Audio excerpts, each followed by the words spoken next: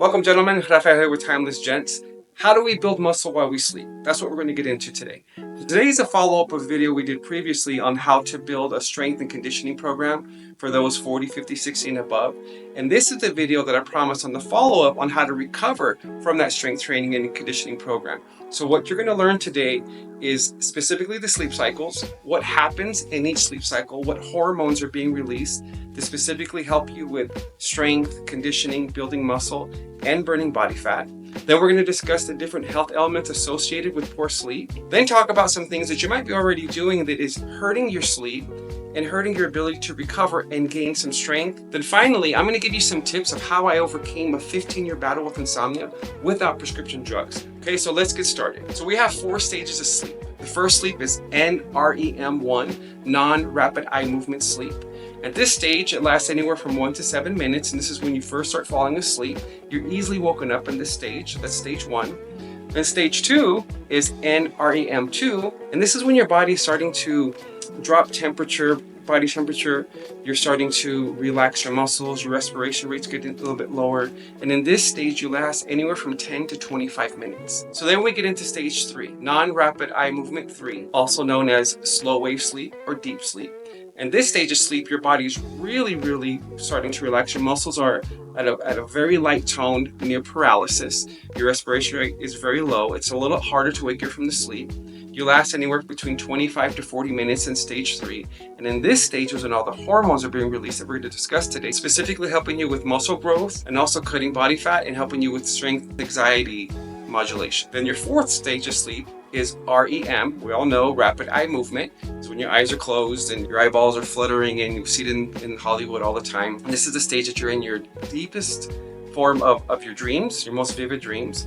So in fact, when they do sleep studies and they look at the brain waves, your REM brain waves are similar to when you're awake. So there's a lot going on in this stage. So it's really important that you're getting all the way through your sleep cycles from stage 1 to REM. And the entire sleep cycle lasts anywhere from 90 to 120 minutes. And so it's important that you're getting your 6 to 8 hours, as we've heard in the past, because you're going through that sleep cycle several times throughout the evening.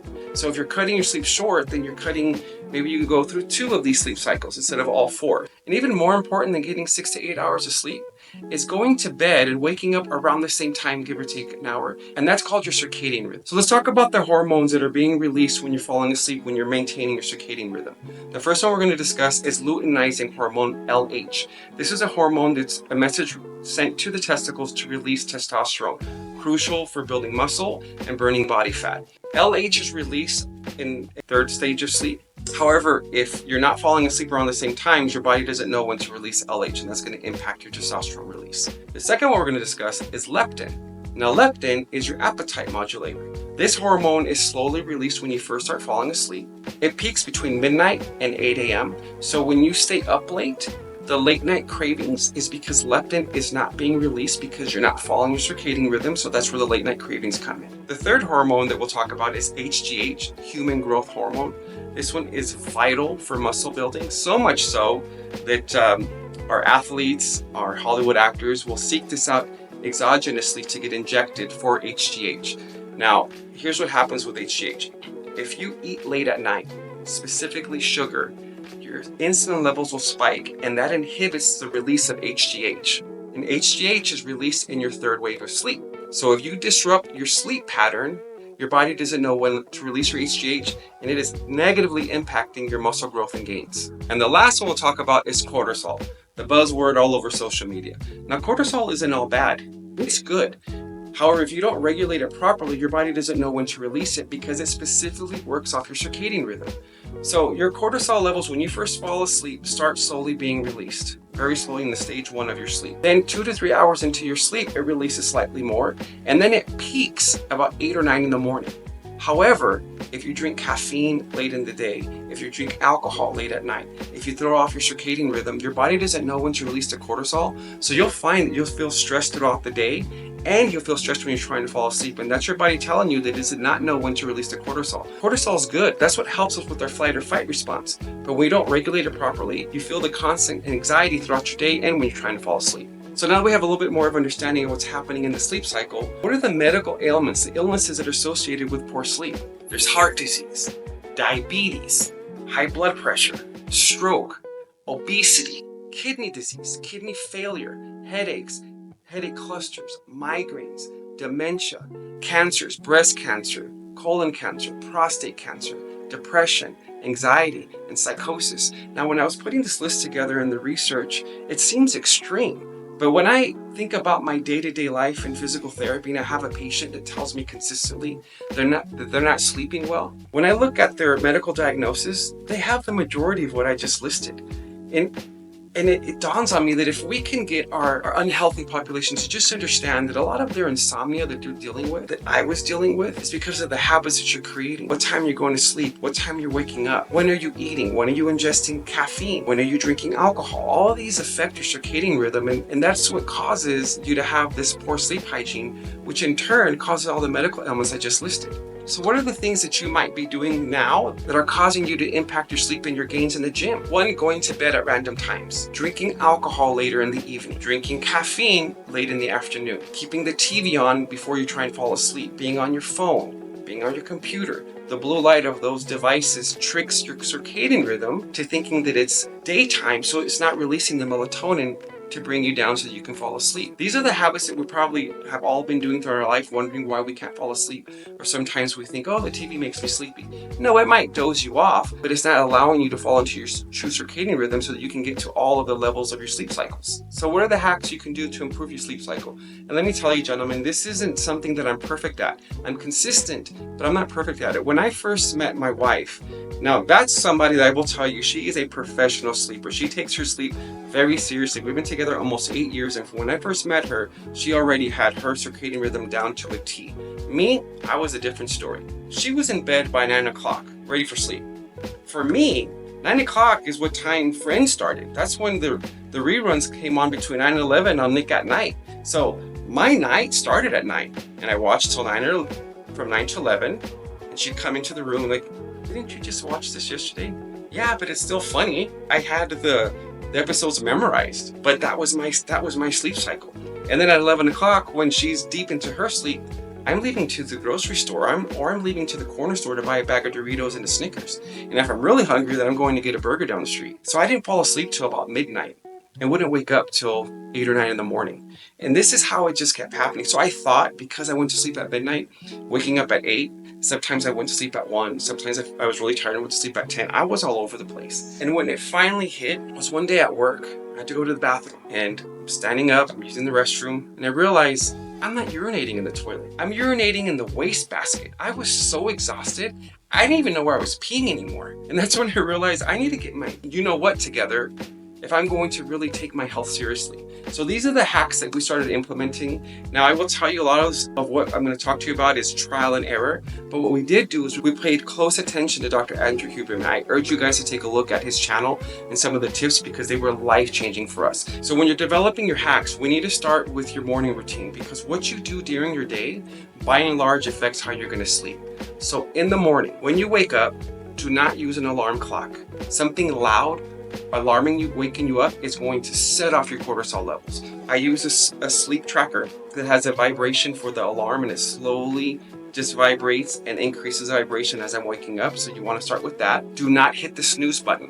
When you fall back asleep, even though it might have been 5 minutes, if you fall deep enough into it, you might have tricked your brain into falling to further sleep cycles, and it is going to vastly throw you off in your morning. Another tip that is really difficult for me, I'm Puerto Rican, we love our coffee, is delaying your caffeine intake to about 1 to 2 hours. You're going to notice that when you do that, you have less of a crash later on at 2 p.m. Then if you can, I strongly urge you guys to get some light.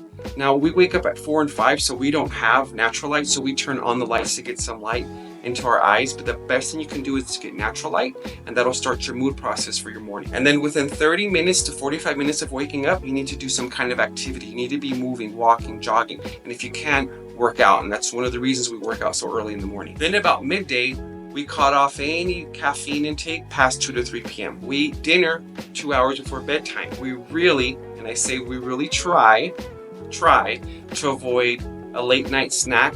What I was doing, and I thought because this is not a big deal, I was eating a plum about an hour before bedtime, and I vastly noted a difference in my sleep.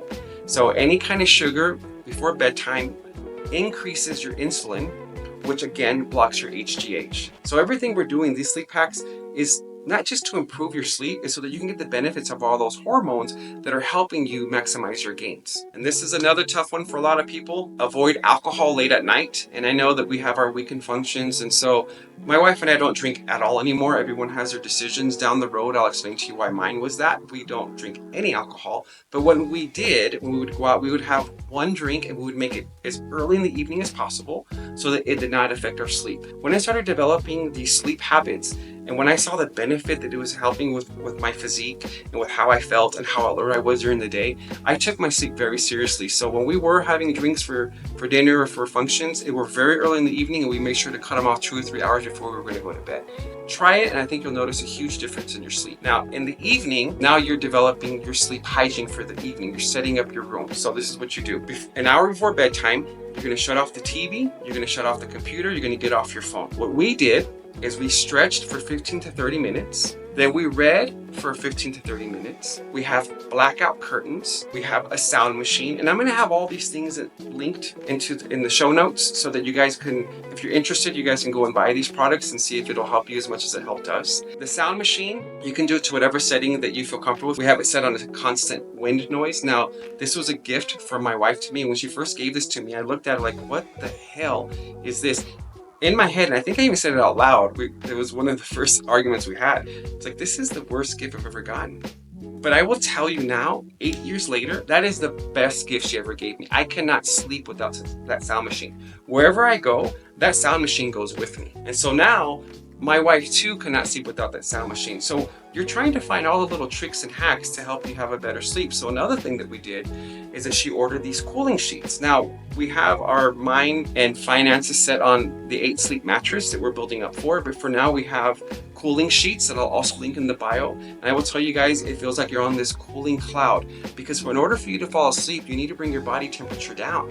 And so if you're in a hot room, that's not going to help. So these sheets are designed specifically to cool down your body temperature so you can fall asleep a bit faster. One of the last things I'll recommend to you is that you get a sleep tracker. I'm going to link the one that I use, which is a Garmin Fenix 6. They're constantly updated, so you don't have to always buy the latest and greatest. You guys can shop around for a good price. I'll list a few different ones on there for you, because what gets tracked, what gets measured, gets improved. How are you going to know how often you were in your sleep cycles without tracking? Now, I've been doing this for so long that when I don't wear my watch, I can tell you what kind of sleep I had. But in the beginning, I had no idea. Like I said, because I would go to sleep between 12 and 8, 10 and 6, I was all over the place. In my mind, I was getting 8 hours. I was fine, but my circadian rhythm was not set. So I was absolutely all over the place. And when I got the sleep tracker, then I was starting to measure what time was I falling asleep, how consistent was it. If I had something late at night to eat, there was a change in my numbers. Now, you don't have to be as extreme about it, but for me, when I started to notice the benefits of getting good sleep and what it was doing for my life, I became a professional sleeper. Guys, that is how I overcame insomnia. I battled with insomnia for 15 years, and I didn't have to get on sleep aids to help me come off of this by using all these tricks. It changed my life, and I'm hoping it does the same for you. If you're going to work hard in the gym, if you're going to eat right, and if you're not going to sleep right, you are going to minimize any of the gains. You might notice some difference, especially if you've never worked out before. You might start seeing some muscle. If you want to see true results, you have to be on top of your sleep game, gentlemen. So there you have it, guys. How to improve your sleep so you can maximize your gains in the gym. If you like today's video, please like and subscribe. In the next video, we're going to go over pillar number 3, which is improving your water intake. And you guys are going to notice how that's going to decrease your body fat by meeting your water intake. Thanks again, guys, and see you in the next one.